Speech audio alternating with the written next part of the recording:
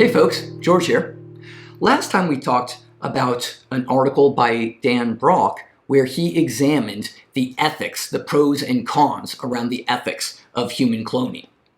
He ultimately concluded that human cloning doesn't seem to violate any human rights, and if it does cause some kind of social harms, those social harms are going to be less weighty than other considerations perhaps.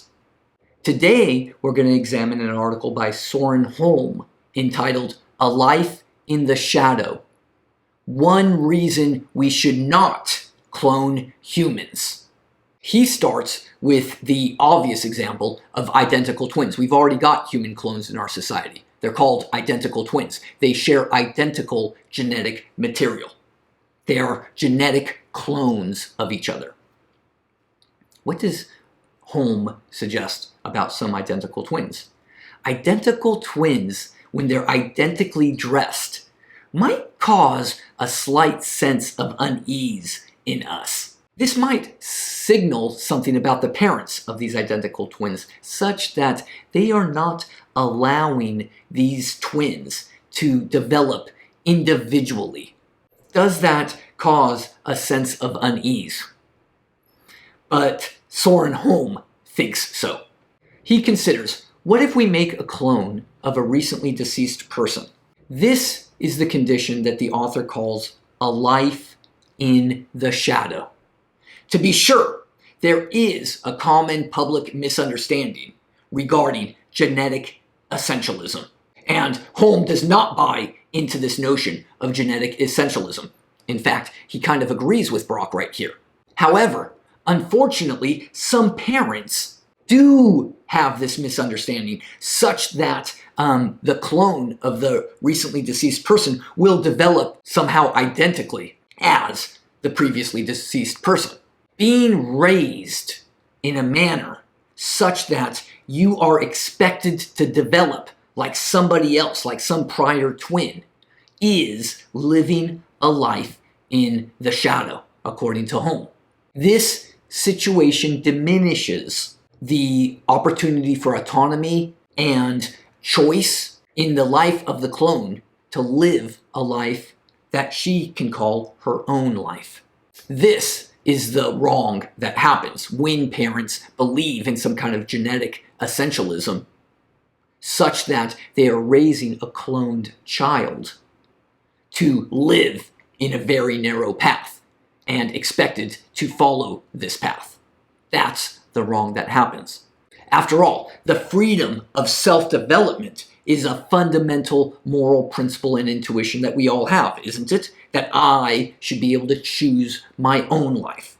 However, as long as this false belief in genetic essentialism is widespread, then this is a good reason to disallow cloning. Now, Holm acknowledges that the crux of this argument depends on the empirical question. Is this mistaken belief about genetic essentialism widespread or not? If it is widespread, then we ought to ban cloning. If it's not, then Soren Holm will have to swallow his words a bit, won't he? He acknowledges this. Well, some thinkers might give a counterclaim and suggest, wait a second, it's better to be a life in the shadow than to be no life at all, isn't it? That is, it's better to be alive than not alive at all. Holm responds by saying that he is unconvinced about arguments that claim that existence is better than non-existence. How do we compare existence and non-existence? Holm says this is a terribly difficult philosophical question, and it doesn't seem very convincing in any meaningful way, at least to Holm. There is another counter, however, to Holm's idea. Well, what if we simply put the cloned child up for adoption? Then the cloned child will not be raised in such a path such that the adoptive parents will not have this genetic future planned out in their head while they're raising the child. Holm says, yeah, you're right, that is a solution. However, then nobody would want to clone a human being at all. The only point in this argument from this perspective is that people want to clone human beings to replace other human beings. I'm stepping back a little bit. This paper is weird to me. This argument is weird to me. I'll share with you some of my concerns. Recently, LeBron James's son was drafted by the Los Angeles Lakers to play basketball. Consider LeBron James's son. I think his name is Bronny. To be honest with you, I'm not sure what his given name is. That said, is LeBron James's son living in the shadow of his father, such that it was predestined for him, for LeBron James's son, to play basketball and be a basketball superstar? If so, what does that mean? Does this mean that LeBron James's son shouldn't be allowed to procreate? Because everybody in our society will go, wow, there's LeBron James's son. He must be good at basketball. And of course, that diminishes the son's ability to choose his own life, right? Does this mean that society, all of us, or not me that much, I don't really care too much about this, but all those people that care about sports and care about basketball, are they all mistreating LeBron James's son, right? I don't know the answer to that question. I don't know the answer to that question. What about, though, just younger siblings in general? Are any of you younger siblings? I'm not. I'm the older sibling. So I don't know the exact experience that I'm describing here. I haven't experienced this. However, I do know that when my younger brother was coming up in school, people told him, hey, you're George's brother. You must be this way, or something like that, right? Don't we do that with any younger sibling, right? Your brother is this way, therefore you must be this way. And what about parents anyway, who do raise their children in a very specific way? I've seen this YouTube series where there's a parent who raises his child. He's still elementary school age child. It looks like he's about 5 years old or so.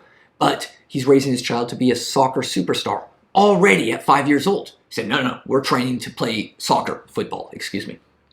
Is that wrong? Is that wrong? Again, I don't know. The fact that I don't know, though, actually does raise some interesting questions about Holmes's article, such that I approach Holmes's article suggesting that this is all very weird, this notion of life in a shadow. Or is it weird? Or is it weird? Are we as a society mistreating the children of athlete superstars? Are we mistreating even younger siblings? Right? When we expect them to follow or be similar to their older siblings. So while Holmes' article doesn't particularly convince me, it does raise other interesting questions about how we treat people and how we, as a society, even if we don't exactly believe in genetic essentialism, isn't there something like genetic essentialism that is quite widespread in our society?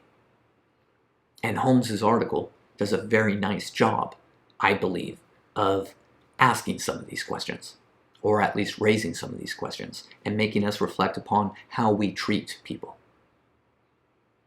See you next time. Bye-bye.